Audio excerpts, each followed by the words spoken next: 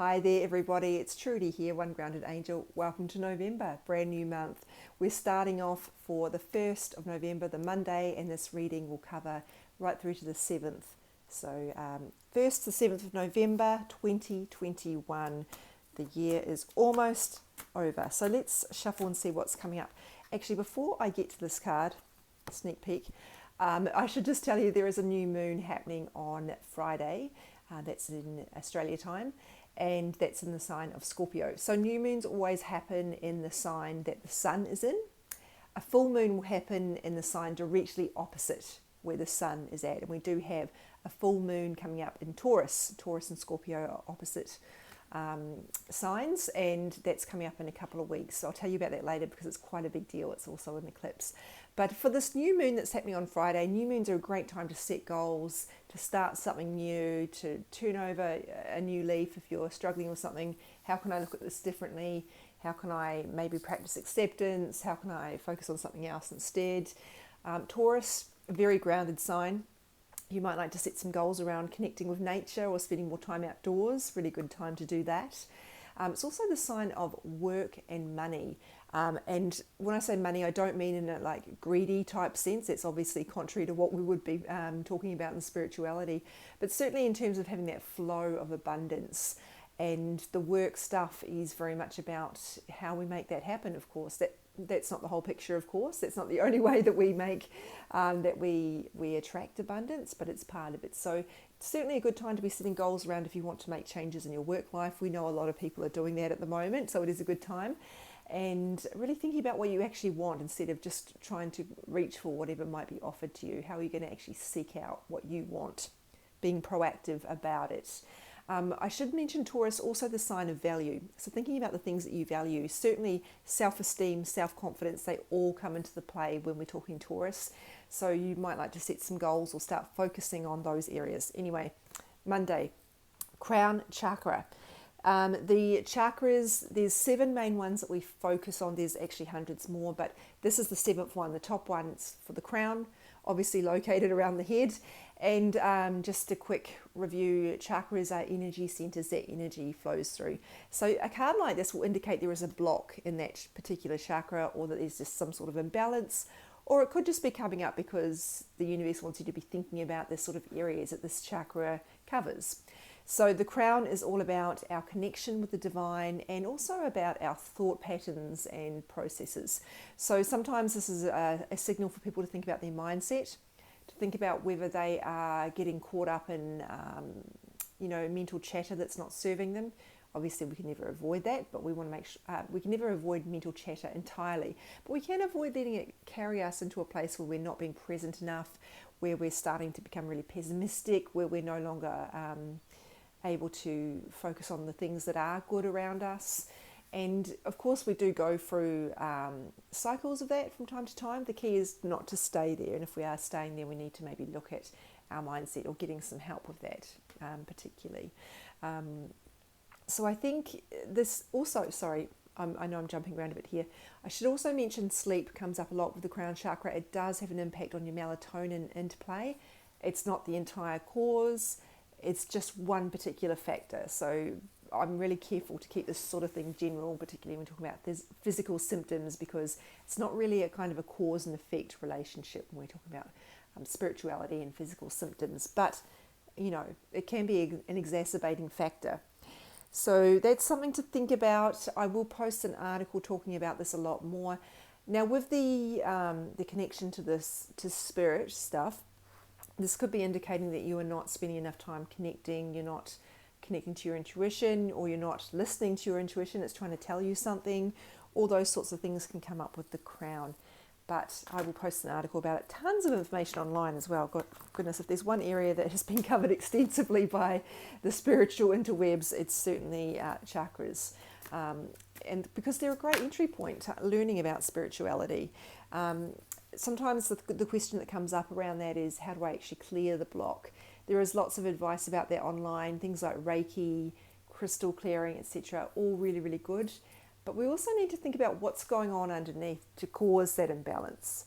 For example, if it's a mindset thing, is there anxiety that needs to be addressed? And that's what's led to those mindset issues. Yeah, that's just one particular example. And again, it's not the full picture. It's just certain things to be looking at. Tuesday's card, very feisty here. We've got the Saint Bridget. Oh, I don't know if she's a saint actually, but certainly she's a goddess depicted on this card, Celtic. And the message is don't back down. So very simple message, stand up for what you believe is right. I just keep getting drawn back to the fire between her hands. That's what's making me think of it as a really strong message. Now, the thing is, when we talk about standing up for things, getting, being advocates, sometimes people think that means I've got to be aggressive. It's not. We can stand in our truth, stand up for what's right and not be pushy about it, not be aggressive, not be violent, not be, attacking people, not be sort of judging them, none of that. All we need to do here is state our truth, and when we're speaking with love, we're not going to go into that energy of aggression or attacking or insisting that we're right, etc., that righteousness kind of energy. So I feel with this card, it's probably about someone trying to pressure you into doing something you don't want, or maybe their intentions are actually really, really good. They think this is the right thing for you, and they're suggesting it, or they're just assuming you'll go along with it, and you haven't said that you actually don't really want to go to that place or sign up for that course or whatever it is. So this is just telling you, really, you're the only one who knows what's right for you. So listen to yourself. Don't just go along with what everybody else is saying. There are times when going along with the mainstream is a good thing to do. But there are times when also you might think that doesn't actually work for me. I'm just not a runner. I don't want to join your running club. I don't want to do it. Lots of people love running. Maybe you don't, and that's absolutely fine. You're allowed to not like it. You're allowed to find something that is your thing. But it could also be about social justice stuff, or, there are a lot of wonderful people who are strong advocates for people who are disenfranchised, who don't have people standing up for them, refugees, for example. So maybe, maybe there's a call there for you to get more involved in that sort of thing if you feel called to do so. But ultimately, it's really about giving you permission, not that you needed it, to really stand up for yourself and to stand up for other people if that's appropriate in that case. Wednesday's message, indigo and crystal children. If this idea of indigo or crystal children resonates, please look it up. I don't know a whole lot about it. I'll be honest about that. So you would be best to do some sleuthing on the internet by yourself, remembering a lot of what we find on the internet is a little bit questionable. So you must use your discernment. But essentially, this is about kids who are different, and it applies to adults as well. So, but we notice it most when we're children, because when we're children, that's when we're getting the pressure more. Again, this does happen in adulthood, but there's certainly the pressure to fit in, to go along with what the other kids are doing. So the sort of hallmarks of indigo children are kids that are socially different. They have different social behaviours. They are spiritually aware. They're highly creative. They don't fit in, basically. That's the way to put it. Very intelligent often. And their sensitivity, that's the biggest hallmark I should mention there too. So they are feeling what other people are feeling. They know stuff that's going on before you've even said this is happening. So the problem that comes up is they're often being forced to, or they're being talked out of that. No, you've imagined that, that's not really going on, or I don't care if you don't like sport, you have to play sport. Whatever's going on, there's this kind of siphoning them into the mainstream that can happen sometimes. And this card is saying don't do that. If you have a kid like this, or a kid in your life, maybe it's not even your child, please try not to push them into being something they're not. Give them the space to develop whatever skills, whatever talents they want to go along with, and give them permission to be sensitive. It's okay to be sensitive. We see it as a drawback. It's not. It's a gift, and it means that kid is going to spot things that need to be worked on before you're even aware of them, spot potential problems, and they need a bit of support. They need to know that it's okay to be different. That's the most important thing. Now, all of those things apply to you in adulthood too, even though it's children that are depicted here. So if you're feeling that way, maybe that's the message for you, is to you are the one who needed permission to know that it's okay to be different.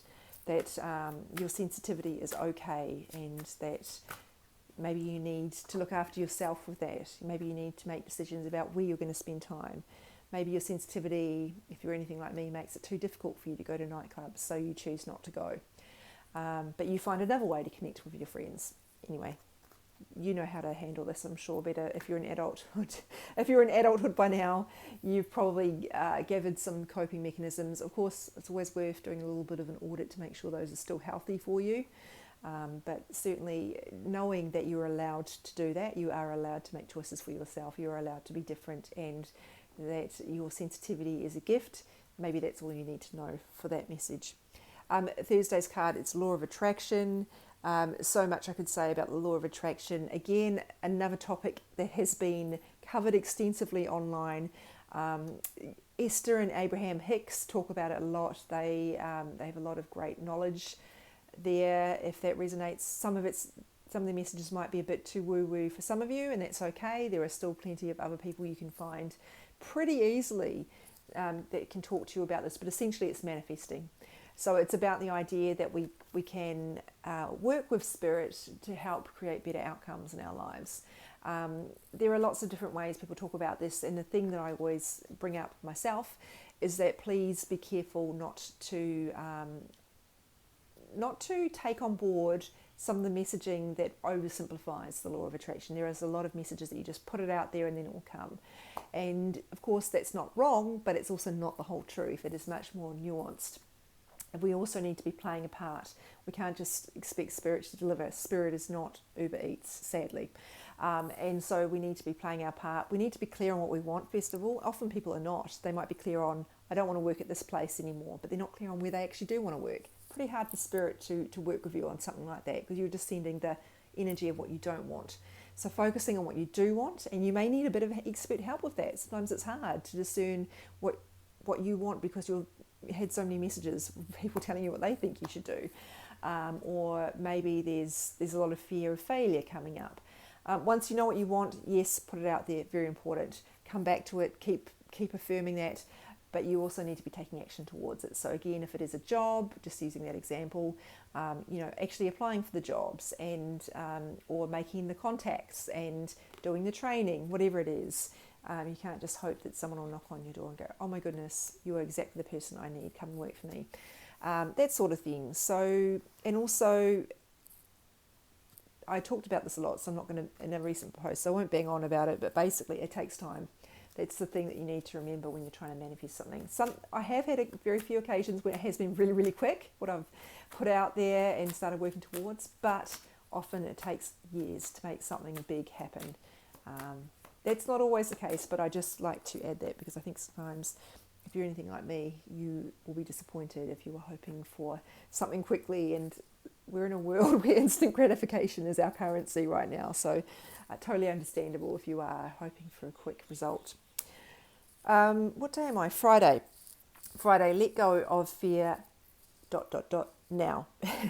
So I think fear is something that we all have. I think it's something that we need to learn to live with to an extent, but we also need to be aware of how it can be helpful to us as well.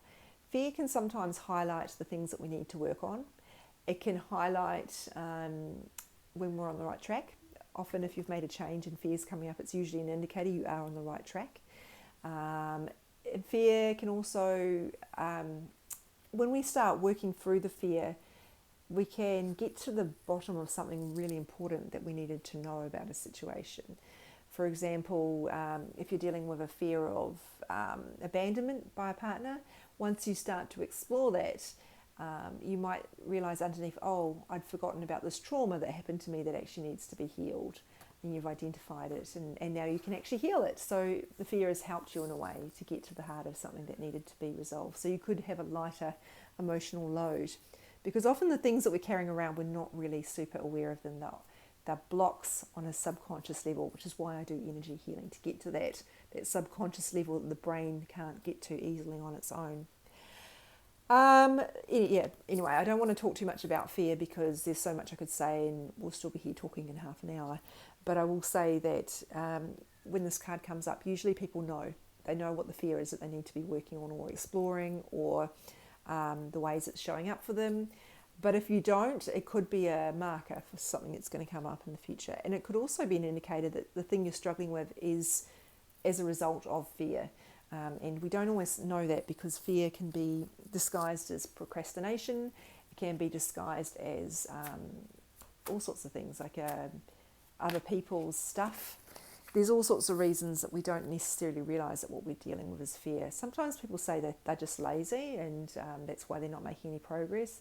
And that's never the case. People aren't really lazy, but they can be slow in making progress because they're dealing with fear. So be aware of that. Now, Saturday sweetness. I just love this card. I just keep looking at all the wildlife on it. It's really cute. Enjoying the sweetness of life, something we forget to do. We're focused on the hustle, we're focused on the struggle.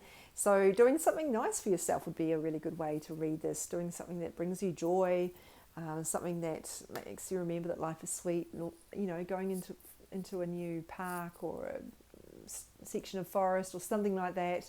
That could be, you know, enjoying the sweetness, going for a swim, eating something delicious, maybe some new season fruit, or I don't know. There's lots of ways. Having a great conversation with a friend that makes you laugh, that's certainly a sweet way to spend time.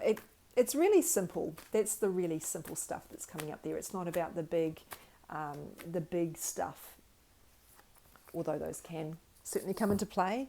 But I think those simple acts of bringing joy to our lives can be so powerful, and we don't do it often enough. Sunday, let your inner beauty shine. This often comes up for people who are struggling with body issues or appearance-related fears.